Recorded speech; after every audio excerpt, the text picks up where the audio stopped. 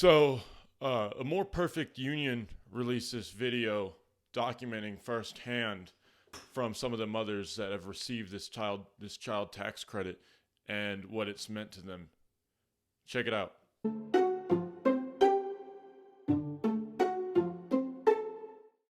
I have a 33-year-old daughter and a 12-year-old son. He'll be 13 in September. I'm a single mom now, raising Noah.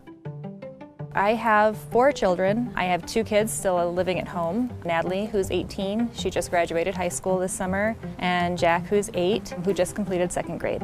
I have 1 son, he's 5. And my husband, we've been together for like 16 years. The 2 of us work full time. The job I have now is a customer service call center job that I work from 9 to 5:30. I am a director of sales and marketing for 2 hotels. I'm a hospital manager at a veterinary clinic. Before the pandemic, I was an estimator assistant. I worked there for almost 5 years. The work had gotten slow and I got laid off in October. I'm thinking, oh God, what am I gonna do? I just bought this house. I gotta pay my mortgage. I got bills, you know. I searched for a job. Almost a year I was off work. So I was doing unemployment. I was doing food stamp assistance. I was doing all of that just to make it.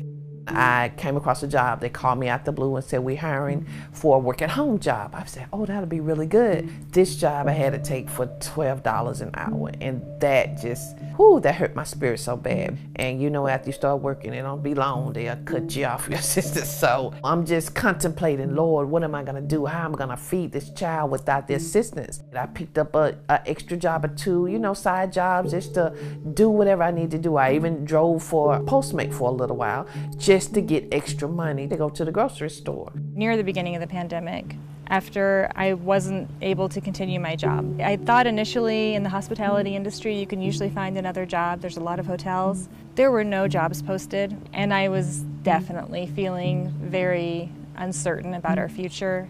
I took a pay cut when I accepted the jobs with my current company. With a pay cut, you know, keeping my family going has been more challenging as well. Everything seems to be getting more expensive. My whole summer has been consumed with stress over childcare, and that's been the most challenging thing for me to secure this year.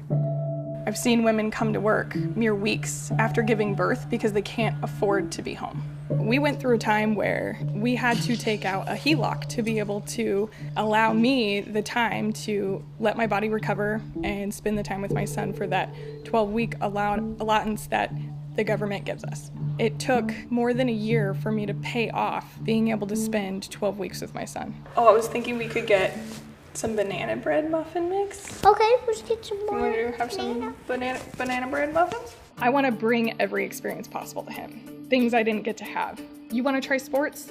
Let me sign you up. Let's do this. I will scream the loudest. And with the addition of the child tax credit, we can bring those experiences to him a little bit more.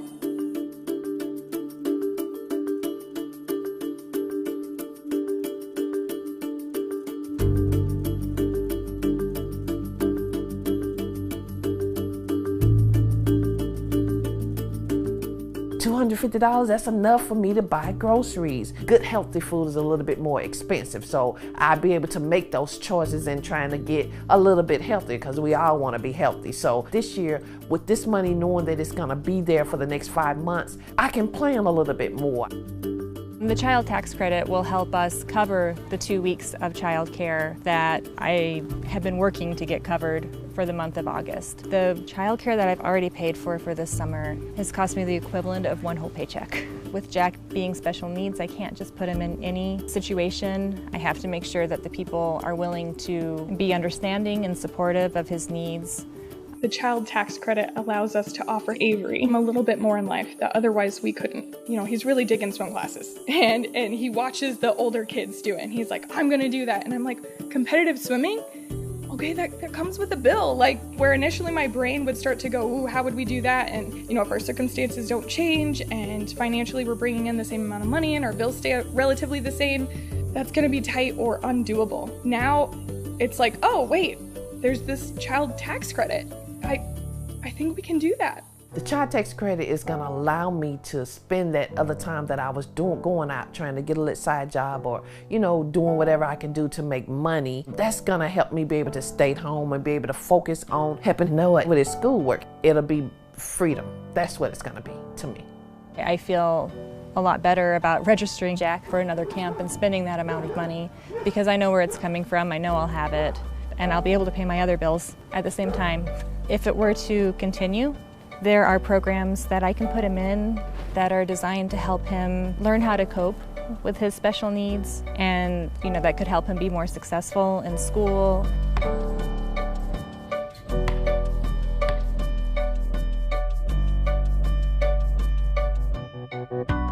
For members in Congress that don't support the child tax credit, y'all work for us. And if you're not thinking about ways to help us, then why are you there? Why are you there? They got the insurance, they got money, we don't. Sometimes we don't know where it's gonna come from. The children of our country are our future. Anything that helps make their lives better is going to make our country better, is going to make our future better. There's a lot of people who think people generally are able to buy enough food, generally have okay housing, can buy clothes that they need. And I don't think they're acutely aware of how much people struggle, of how many people are living paycheck to paycheck, where one car repair will set them back. I think this will change people's lives. I think it will enable children to have a sense of security. Life ain't all about having the most money, but it's being able to provide what you need to provide for and take care of your kids. And that's all we want. We all want the best for our kids, to be able to feed them and clothe them until they can get a chance to do it for themselves. And so that's what we want. So the first thing that you're going to notice is how most of these mothers don't exactly work your run-of-the-mill minimum wage jobs. In fact, they don't work for minimum wage, period, I would so assume.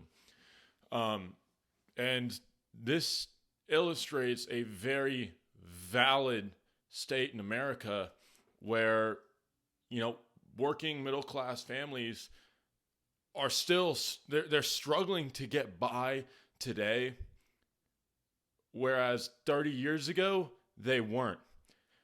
Now, as much as I despise the post-presidency of the Obama family, I do remember hearing on a podcast, one of Michelle's podcasts, where she was essentially talking about how growing up, her father had a middle-class income, and that took care of absolutely everything, They could afford basic things such as swim classes,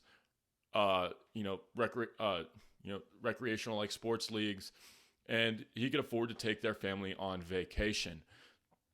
Now, this is also something that I relate to, whereas I went to high school in the inner city of Austin, which isn't like most inner cities. Austin is actually known for having one of the better city or public school districts, like inner city public school districts.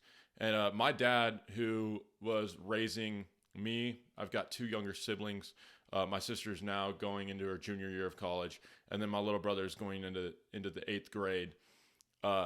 Essentially, he got priced out of our middle-class neighborhood in inner city Austin, where he was able to ride his bike to work every day, which was a block away from my high school. And this is one of those things that, we're seeing in modern America. Middle-class people aren't making they're not making what they used to compared to the CEOs of some of these big companies. And, they're actually struggling. One of these moms talks about how she can't afford to send her kid to a competitive swim league that she wants to engage in.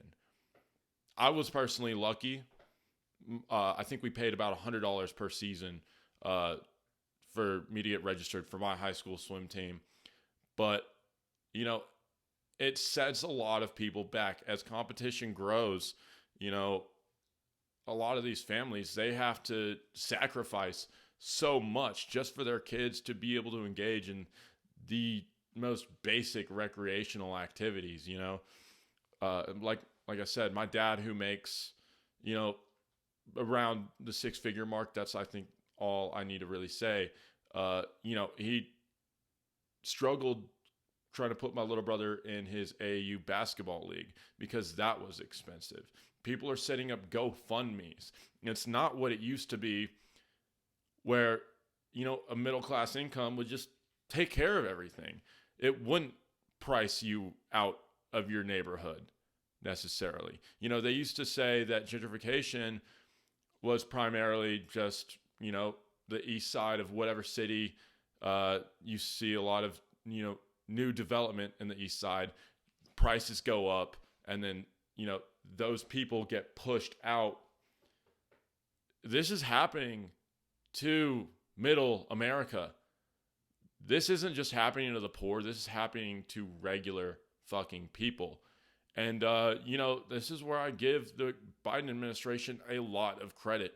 We thought this was just going to be some neoliberal, you know, corporate fucking agenda with a small bailout. But, I mean, the legislation that we're seeing passed right now with the $300 a month child tax credit, you know, it really, it's helping out a lot of people.